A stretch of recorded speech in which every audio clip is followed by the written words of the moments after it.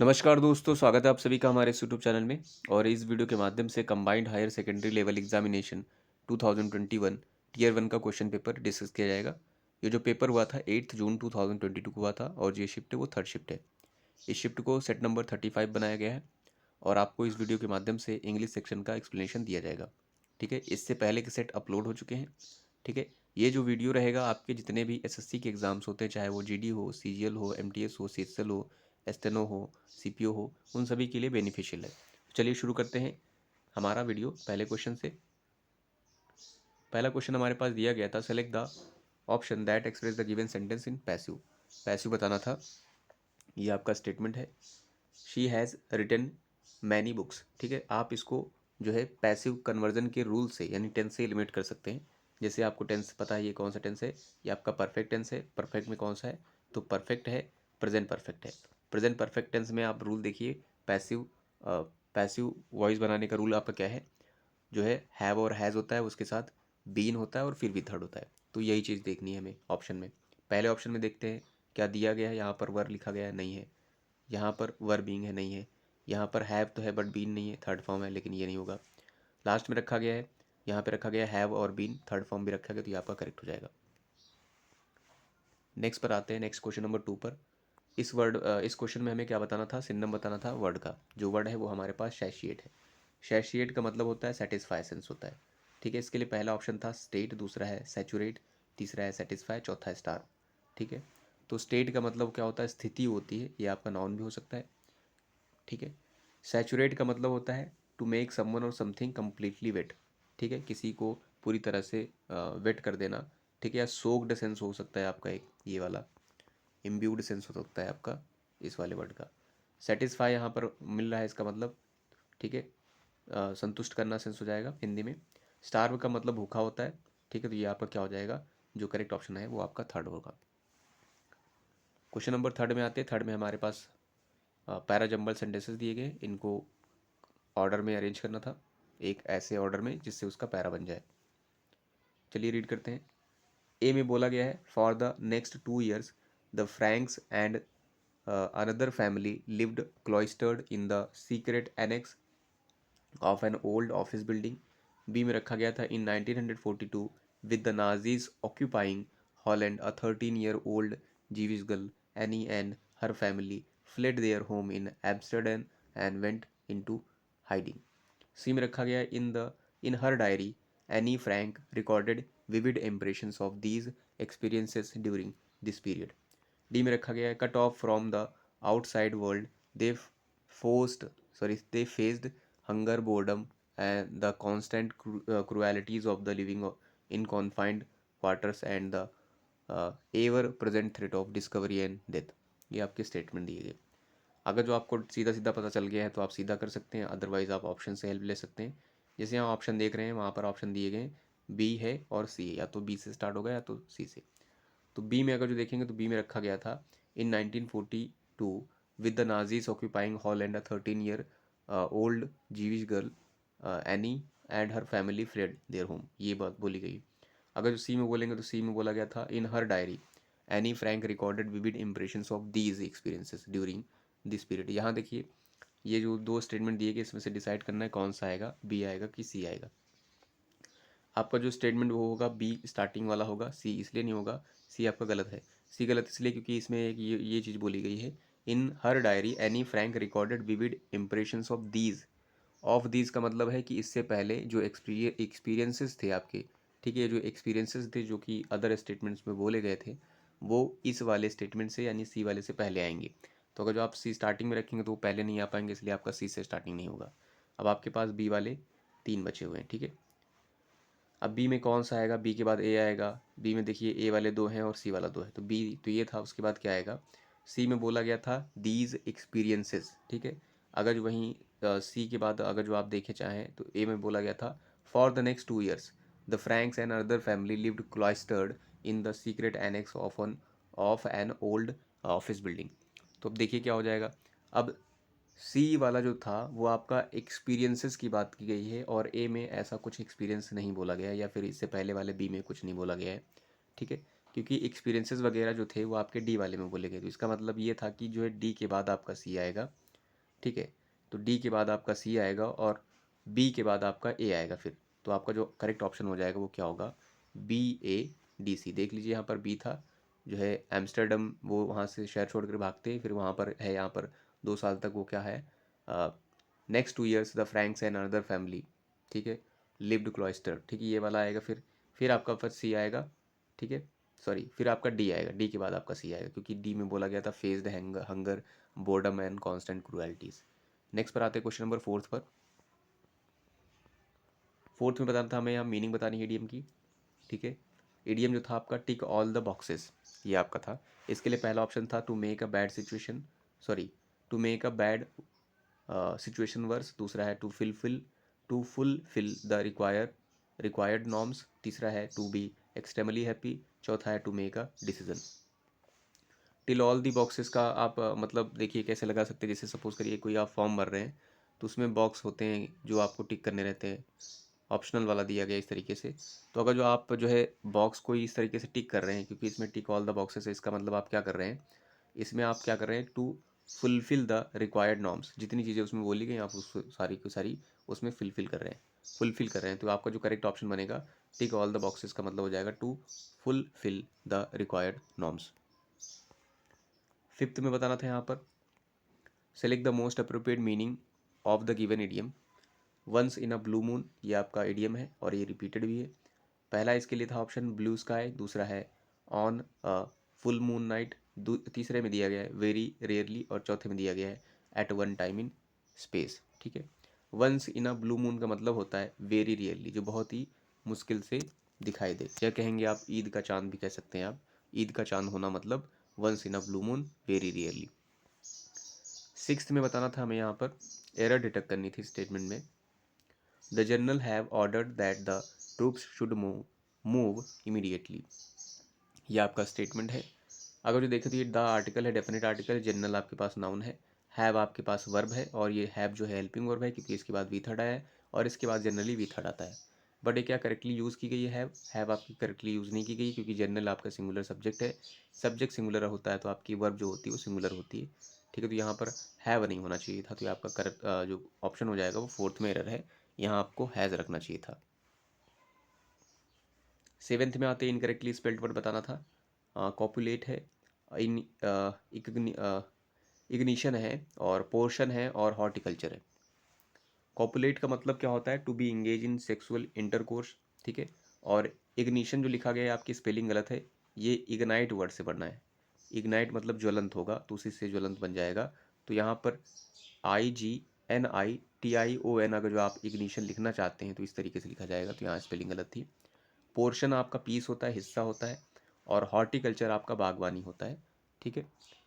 Next पर आते हैं क्वेश्चन नंबर एट्थ पर। एट्थ में मीनिंग बतानी थी हमें इडियम की। जो इडियम है वो चाइल्ड्स प्ले है, ठीक है, ये भी रिपीटेड है और ये काफ़ी ईजी भी है। पहला इसके लिए बोला गया है एन ईजी टास्क, दूसरा है ऑप्शन क्रिकेट, तीसरा है अ रेस्ट्रेंड प्लेग्राउंड, चौथा रिस्ट्रिक्टेड प्लेग्राउंड, चौथा है चिल्ड्रंस ड्रामा। तो चाइल्ड्स प्ले आपने बोला होगा कि बच्चों का खेल है ये मेरे लिए, इस तरीके से सुना होगा। तो इसका मतलब बच्चों का खेल का क्या मतलब, बहुत ईजी टास्क है, तो एन ईजी टास्क इसका मतलब हो जाएगा। नाइन्थ में बताना था हमें यहाँ पर इम्प्रूव बताना है, the option that will improve the underline part, ठीक है। She does not helping to getting angry when she sees someone being treated unfairly, ठीक है, ये आपका स्टेटमेंट दिया गया है। अब यहाँ पर आपका नो वाला नहीं है, इसका मतलब डेफिनेटली इसको गलत ही माना जाएगा, वैसे भी गलत भी लिखा है, ठीक है। यहाँ देखिए डज लिखा है, डज के बाद नॉट रखा गया है, डज नॉट के बाद आपका V1 आता है, यहाँ ING रखा गया है, इस मीन्स ये आपका गलत है, ठीक है। फर्स्ट में बोला गया है इज़ नॉट हेल्प, देखिए इज़ के बाद आपका नॉट आया तो यहाँ पर ING होना चाहिए था, ये वाला आपका गलत है। फिर बोला गया है मे नॉट हेल्प, मे के बाद देखिए नॉट है और हेल्प भी है, ठीक है।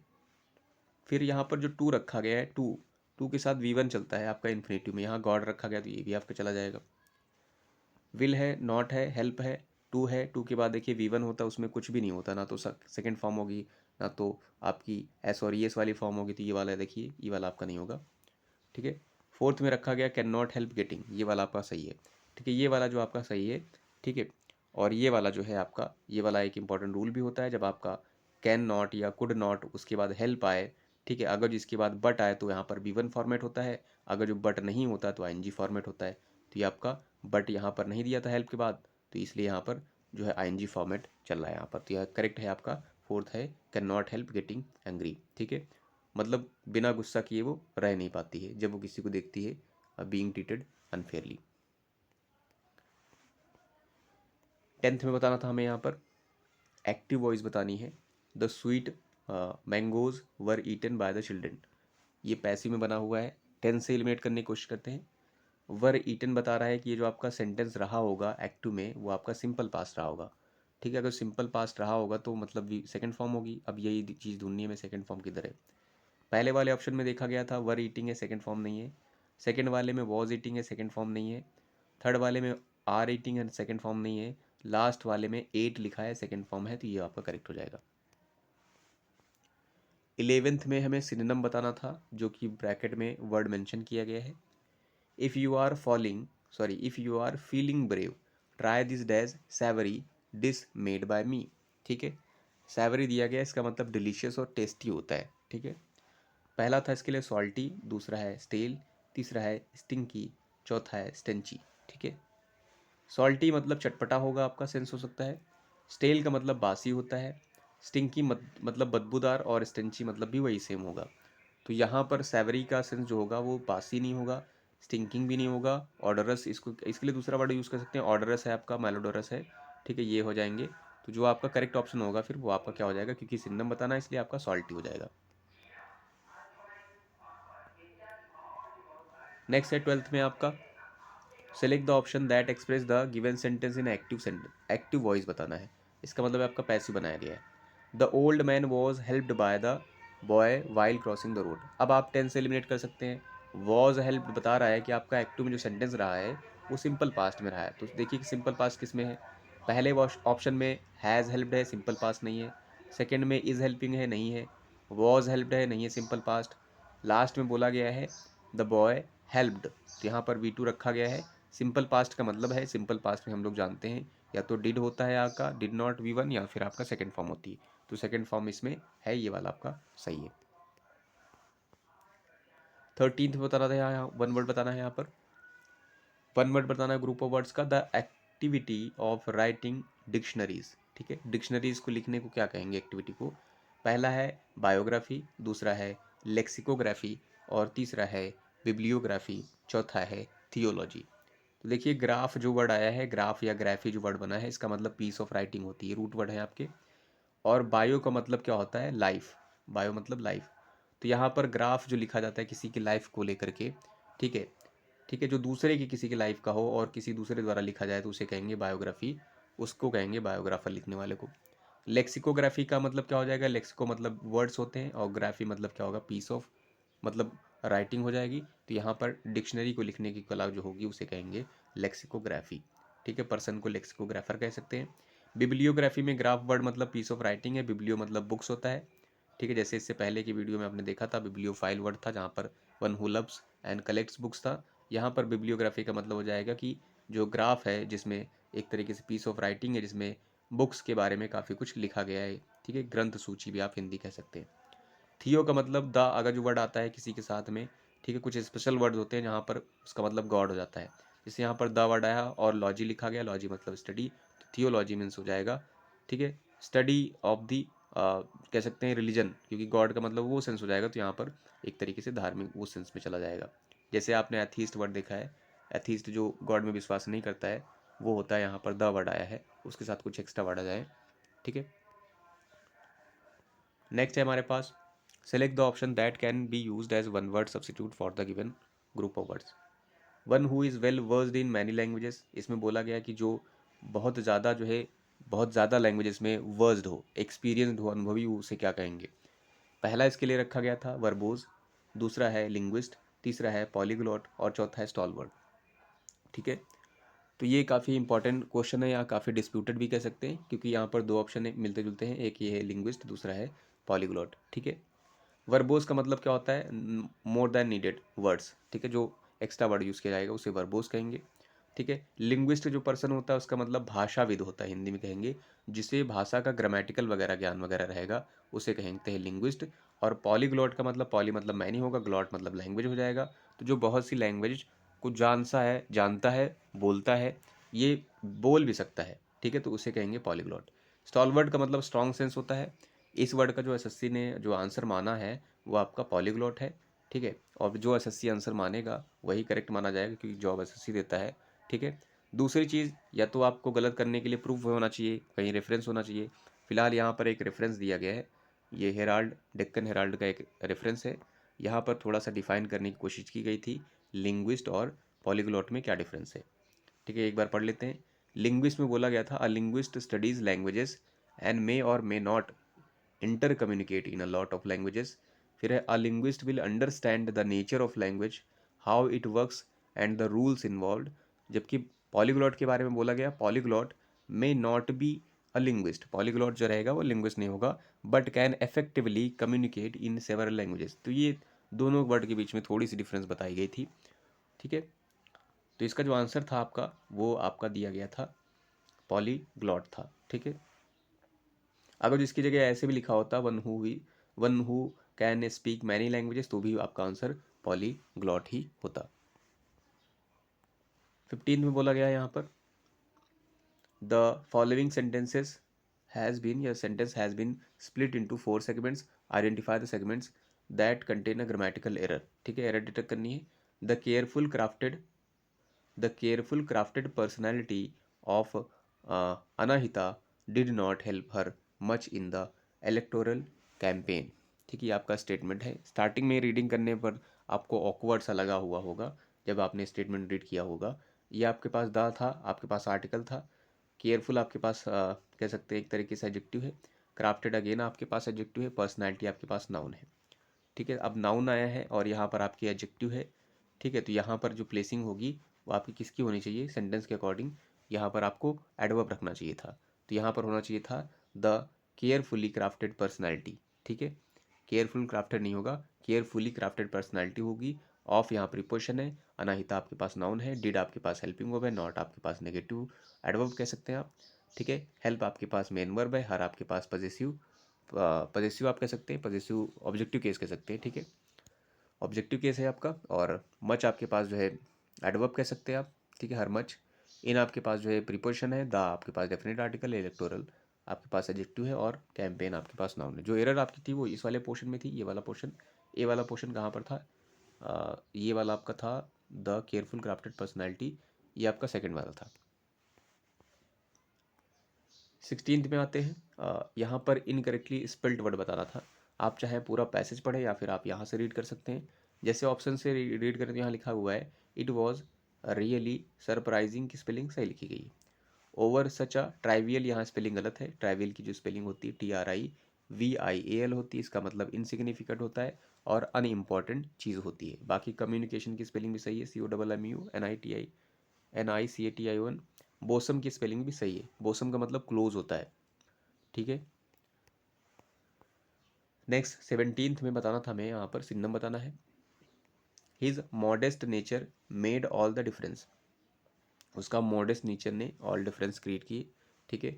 और यहाँ सिन्नम बताना था वर्ड का, जो आपका वर्ड था वो आपका मॉडेस्ट था, इसका बताना है, ठीक है। तो मॉडेस्ट का मतलब हम्बल होगा, मीक होगा, सबमिसिव सेंस हो जाएगा। पहला इसके लिए था कॉरेजियस, दूसरा है ड्राई, तीसरा है शाय, चौथा है हॉरिफिक। कॉरेजियस का मतलब बोल्ड होता है आपका, निडर होगा, निर्भीक होगा। ड्राई मतलब सूखा हो जाएगा, शाय मतलब थोड़ा संकोची शर्मिला टाइप का। तो मॉडेस्ट मतलब ये आपका मैच कर जाएगा। हॉरिफिक का मतलब डरावना सेंस हो जाएगा, तो ये आपका नहीं होगा। 18th में हमें बताना था यहाँ पर सब्सटीट्यूशन ढूंढना था अंडरलाइन सेगमेंट का। If they are going out surely we will follow them, ठीक है। If they are going out surely we will follow them, इस तरीके से देखिए इफ़ कंजंक्शन का यूज़ किया गया है, ठीक है। और आपने पढ़ा था जब दो क्लॉजेस होती हैं इफ़ के साथ तो क्या क्या होता है। अगर यहाँ पर प्रेजेंट रहेगी सिंपल प्रेजेंट, तो यहाँ पर सिंपल फ्यूचर रहेगा। ये वाली क्लॉज जो थी इसमें लिखा गया है वी विल, इसका मतलब है आपका सिंपल फ्यूचर है। अगर यहाँ पर आपका सिंपल फ्यूचर रहेगा इस वाले में, तो इस वाले में सिंपल प्रेजेंट रहेगा, तो इसका मतलब इस वाले में सिंपल प्रेजेंट होना चाहिए, यहाँ पर कॉन्टिन्यूअस रखा गया है, तो ये आपका ऑप्शन गलत है, ठीक है। तो इसके लिए पहला था ऑप्शन वेंट है, वेंट आउट। वेंट आउट आपका ऑप्शन नहीं होगा। वेंट आउट इसलिए नहीं होगा कि अगर जो आप इस वाले पोर्शन में इफ वाली क्लॉज में वेंट आउट रखेंगे, सिंपल पास्ट रखेंगे, तो इस वाली क्लॉज में आपका जो है सिंपल रहेगा, फ्यूचर रहेगा, बट पास्ट डिनोटिंग होना चाहिए था, विल की जगह वुड होना चाहिए था, जो कि नहीं रखा गया। इसका मतलब ये वाला भी ऑप्शन नहीं होगा। फिर यहाँ पर रखा गया गो आउट। अगर जो आप इसको रखेंगे गो आउट को, तो दे के अकॉर्डिंग वर्ब भी आपकी प्लूरल है, ठीक है, दे गो आउट हो जाएगा, और ये सिंपल प्रेजेंट टेंस है। सिंपल प्रेजेंट टेंस आपकी कंडीशनल क्लॉज में है, तो मेन क्लॉज में आपकी सिंपल फ्यूचर होगी जो कि लिखी गई है। तो ये आपका मैच कर रहा है रूल, वर्क की कोई ज़रूरत नहीं थी, तो आपका ऑप्शन सेकंड हो जाएगा। 19th में बताना था यहाँ पर select the most appropriate synonym बताना था of the given word. Stupendous दिया गया है। स्टुपेंडस का मतलब होता है स्टनिंग, होता है सरप्राइजिंग, ठीक है। सरप्राइजिंग उस सेंस में रहेगा जो आपको क्या करे, एक तरीके से प्लेजेंट वे में रहेगा, मतलब पॉजिटिव सेंस में। इसके लिए पहला था स्टनिंग है, दूसरा मैग्नीफाइंग है, तीसरा शाइनिंग है, चौथा है एम्पलीफाइंग, ठीक है। तो देखिए जो स्टनिंग वर्ड है ये आप इससे मैच कर जाएगा स्टुपेंडस का। मैग्नीफाई मतलब इनलार्ज करना, ठीक है, बड़ा करना सेंस होता है। शाइनिंग का मतलब ब्राइट होगा, रेडियंट सेंस होता है। एम्पलीफाई मतलब इंक्रीज सेंस होगा। तो जो करेक्ट ऑप्शन था वो आपका फर्स्ट वन था। 20th में बताना था इनकरेक्टली स्पेल्ड वर्ड, ठीक है। इसके लिए पहला ऑप्शन था एलिमनी, दूसरा है हेलुसिनेशन, हेलुसिनेट है, तीसरा स्ट्रक्चरल, चौथा है हेलोविन। तो एलिमनी जो है वो आपकी जो है स्पेलिंग गलत है, ALIMONY होता है, ठीक है, एलिमनी, ठीक है। ये एक तरीके का मनी होता है जो पे किया जाता है आफ्टर सेपरेशन। किस तरह के सेपरेशन में पे किया जाता है आप कमेंट में बताइएगा। हेलुसिनेट का मतलब होता है भ्रम होता है, जिसे आप इल्यूजन भी कहेंगे, ठीक है। स्ट्रक्चरल का मतलब होता है संरचनात्मक, और हेलोवीन का मतलब खोखलाया होगा, खोखला। नेक्स्ट आते हैं, पैसेज दिया गया है। जैसा कि जानते हैं SSC के एग्जाम में प्री में 5 नंबर का पैसेज आता है, तो पैसेज दिया गया है, इसको रीड करते हैं और थीम समझने की कोशिश करेंगे, फिर क्वेश्चन किए जाएंगे। Living organism dash their own kind through a process called reproduction. Plants also increase in numbers through the process of reproduction. Different plants reproduce in different ways. Most of the flowering plants produce seeds. Plants produce many seeds. Few of these seeds dash and germinate into new plants. When a seed gets the dash amount of air, water, soil, and sunlight, it grows into a plant. Fruits have seeds dash them, or when a fruit dash up the seeds inside it can be used to grow new plants of the same kind। ये आपका passage है, काफ़ी easy है। 21 number में पहला fill up बताना है हमें।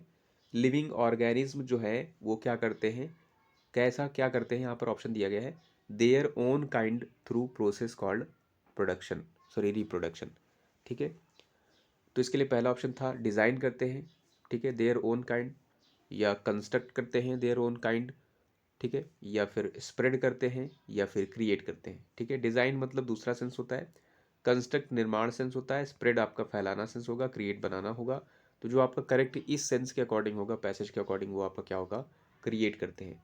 लिविंग ऑर्गेनिज्म जो है वो क्रिएट करते हैं their own kind through a process called reproduction. Next पर आते हैं, 22 फिल्म में बताना था। 22 में बोला गया most of the flowering plants produce seeds, और फिर है plants produce many seeds, few of these seeds dash and germinate. क्या होगा, प्रवेल होते हैं और जर्मिनेट करते हैं न्यू प्लांट्स में, एग्जिस्ट करते हैं और जर्मिनेट करते हैं, सर्वाइव करते हैं जर्मिनेट करते हैं, और बियर करते हैं जर्मिनेट करते हैं। देखिए जो आपके फ्रूट्स होते हैं इसमें जो बोला गया है when a seeds gets the dash, sorry ये वाला आपका नहीं है। प्लांट्स प्रोड्यूस मैनी सीड्स, बहुत सारे प्लांट्स जो है, बहुत से सीड्स प्रोड्यूस किए जाते हैं प्लांट्स के द्वारा। फ्यू ऑफ दीज सीड्स, जिसमें से कुछ ही सीड्स डैश होते हैं and germinate into plants, new plants. कुछ ही जो है सीड्स जो है प्लांट बन पाते हैं, इसका मतलब वो क्या कर रहे हैं, सर्वाइव की बात कर रहे हैं, बियर की बात नहीं कर रहे। उसमें से कुछ ही सर्वाइव कर पाते हैं और फिर वो जर्मिनेट होते हैं और प्लांट बनते हैं। 23 में बताना था हमें यहाँ पर